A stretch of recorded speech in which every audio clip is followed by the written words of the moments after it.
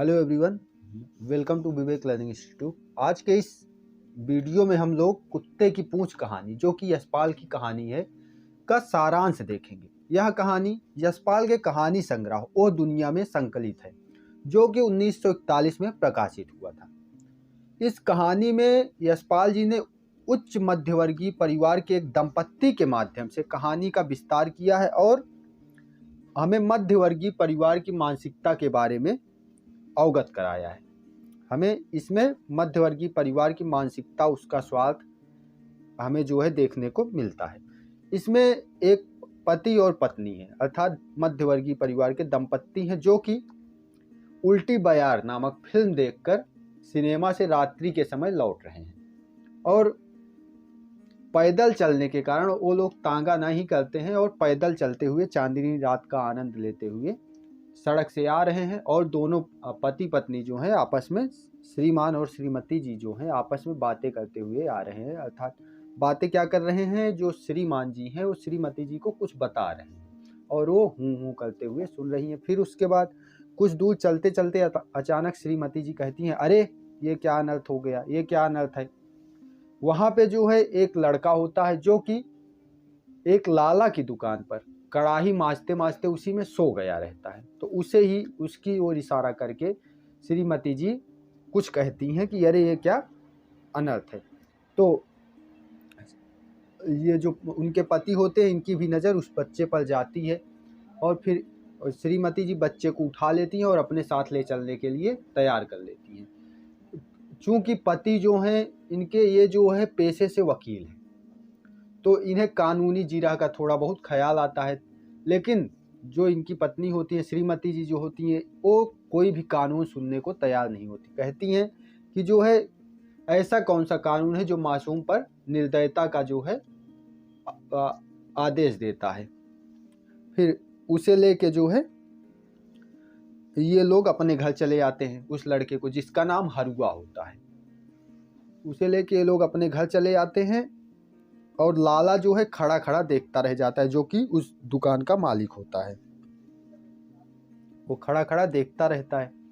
वह क्यों नहीं बोला, इस पर विचार करते हुए जो श्रीमान जी हैं, अर्थात जो पति हैं, वो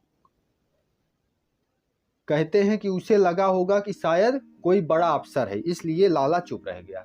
लेकिन लाला अगले दिन उनके घर पहुंचता है और जीरा विनती करता है कि वैसे तो आप माई बाप हैं, किंतु जो है यह आपने गलत किया है कि जो है बच्चे को आप ले आए। ये क्या काम करेगा हमारे यहाँ, अभी ये छोटा सा तो है ही, बस कोई सामान धर उठा देता है। और उल्टे इन लोगों को पता चलता है, श्रीमान और श्रीमती जी को, कि इस हरुआ का बाप और माता नहीं है, माँ बाप नहीं है।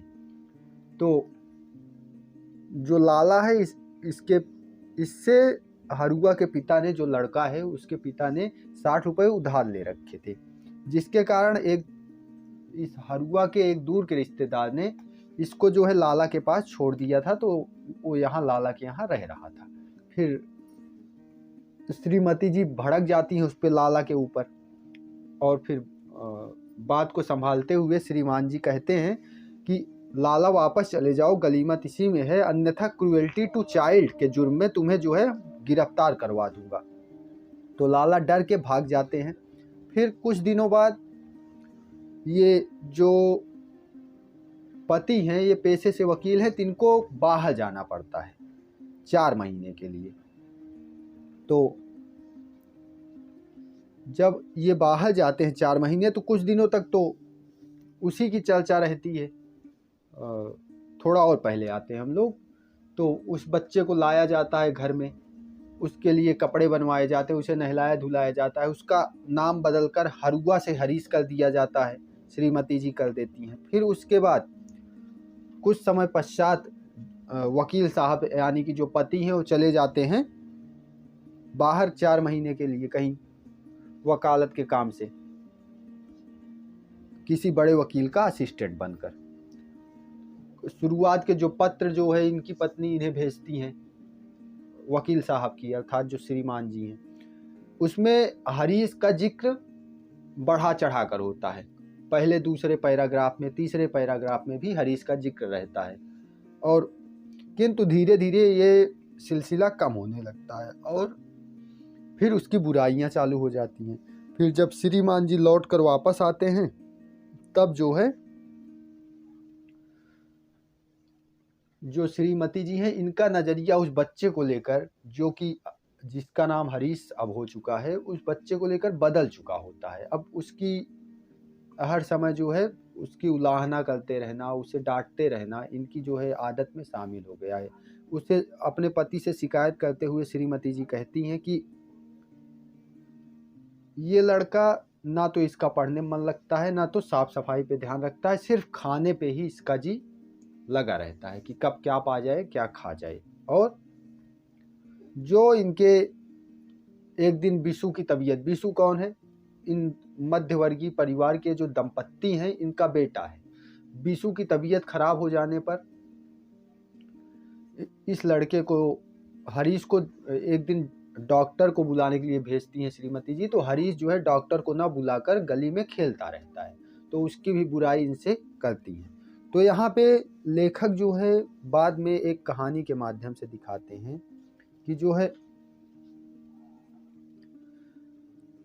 इस कहानी के माध्यम से एक छोटा सा अपना तथ्य रखते हैं कि किस तरह से इंसान पहले किसी को जानवर से इंसान बनाता है, फिर उसके बाद जब वह इंसान बनने लगता है तो उसके ऊपर दबाव बनाया चाहता है, जैसा कि यहाँ पे श्रीमती जी कर रही। अर्थात इस कहानी के माध्यम से लेखक ने हमें बताया है कि किसी को जब मनुष्यता का चस्का लग जाता है तो उसे वापस जानवर बनाए रखना बहुत ही मुश्किल होता है। उसे वापस जानवर बनाए रखना संभव ही नहीं है। इस कहानी के माध्यम से, इस कहानी में हमें मध्य वर्ग के छिपे स्वार्थ और उसके झूठे मूल्यों का आग्रह दिखाई पड़ता है कि वह जो है जो कुछ भी करता है वो दिखावे के लिए करता है, झूठी शान और शौकत को अपने बनाए रखने के लिए करता है। और इसमें जो है इस कहानी में हमें पूंजी के भेदभाव पर आधारित मध्यवर्गीय नैतिकता के आडंबर को भी हम देख पाते हैं इसमें, कि जो मध्यवर्गीय नैतिकता का आडंबर है वो भी हमें देखने को मिलता है। शोषण और मुनाफाखोरी जो कि लाला के माध्यम से होती है वो भी देखने को मिलता है। बाल मजदूर का भी इसमें वर्णन है, जो कि हरुआ नामक लड़का जो है बाल मजदूरी करता रहता है लाला की दुकान पे, वो भी हमें देखने को मिलता है। अस्तित्व बोध की चेतना का विस्तार हमें दिखाई देता है इस कहानी में। बाकी ये इसका सारांश रहा, इसके बारे में कुछ पॉइंट्स मैंने बता दिए, और फिर मिलते हैं किसी ऐसे ही किसी कहानी के साथ या कहानी के सारांश के साथ। अभी के लिए stay safe, stay connected. Thank you.